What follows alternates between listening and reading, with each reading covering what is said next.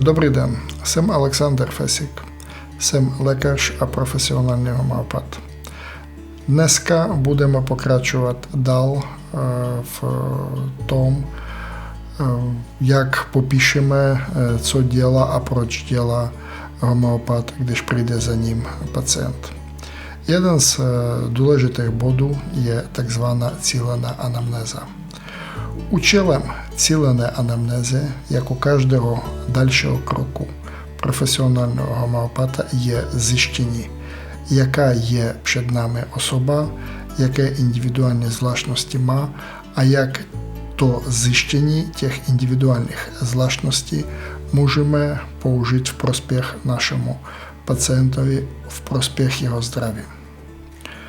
Dost často homeopat ptá se pacienta, na které počasí a čím konkrétně lepší se, horší se nebo vzniká ten nebo jiný problém. Už jsme mluvili, že jsou pacienti, které onemocní za velkého studeného počasí. Jsou pacienti, které onemocní v horkém dusném prostředí. Dneska řekneme vám nebo položíme vám otázku, která je neúplně k konkrétní nemoci, ale úplně ke konkrétnímu pacientovi. Dost často homeopat ptá se, co děláte, jakou máte profese, jaké máte zaměstnání, jaké máte povolání, jaký máte vztah k vaší práci. Protože jsou lidi, když mají nějakého koníčka a i při velice slabém, chabém zdraví schopni dokázat hodně. Tím je myšleno koníček jako práce.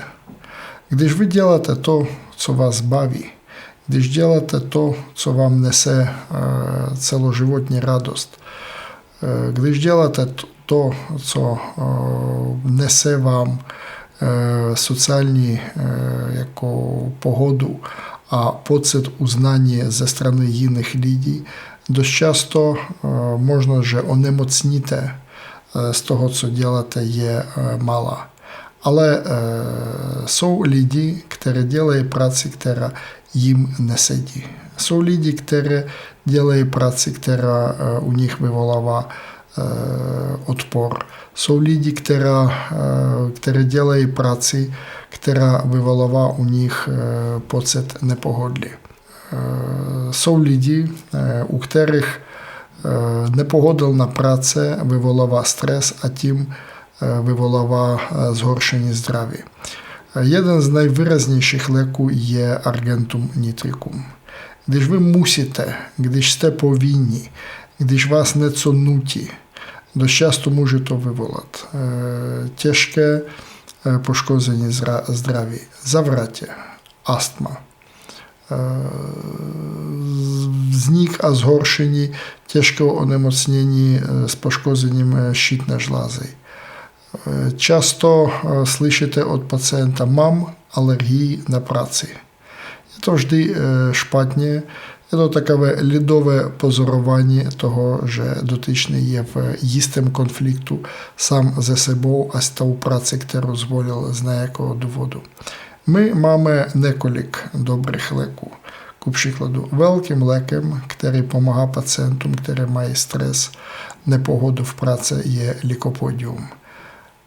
Dost často to jsou osoby, které nemají tak úplně odpor k práci, ale spíš mají konflikt s někým, s kým musí spolupracovat. Často to jsou nebo podřízené a slyšíte od takového dotyčného nějaké nepříjemné popisování svých zaměstnanců, nebo nadřízené. Vždy chce se zeptat, a proč jste zvolil takové lidi, ale není to práce homeopata. My jenom zjišťujeme, proč dotyčný onemocněl. Proto klademe otázku, jakou práci děláte a jak vám ta práce prospívá.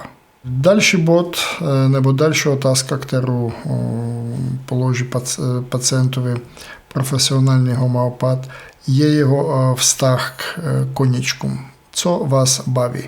Často ptám se, jak malé dítě, které přijde za mnou, tak dospělého.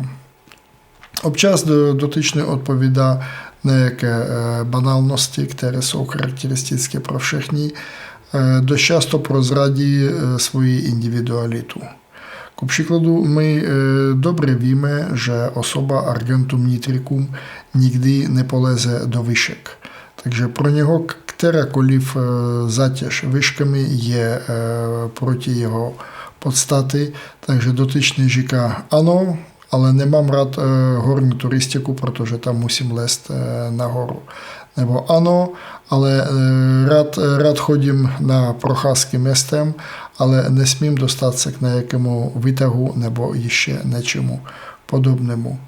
Někdo má rád koní jako konička, taky to je vodítko pro nás.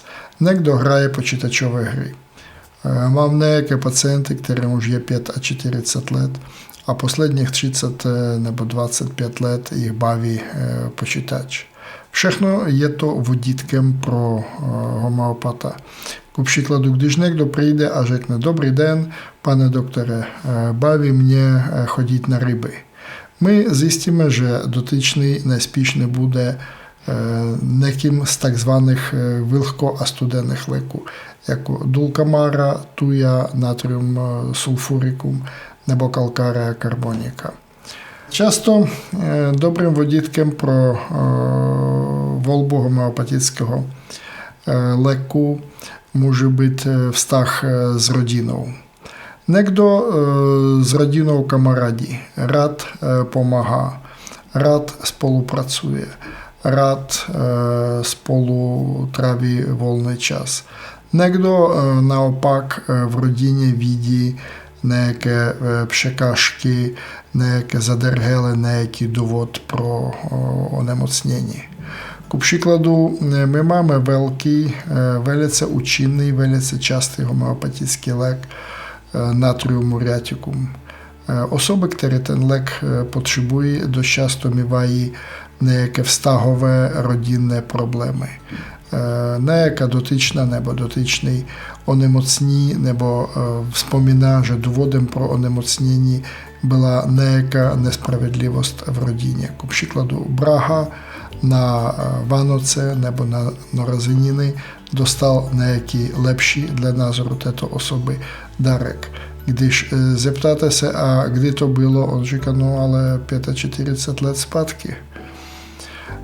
Občas nějaké urážky nebo údajné urážky jsou důvodem onemocnění nějaké osoby při vztazích mezi snachou a tchýní.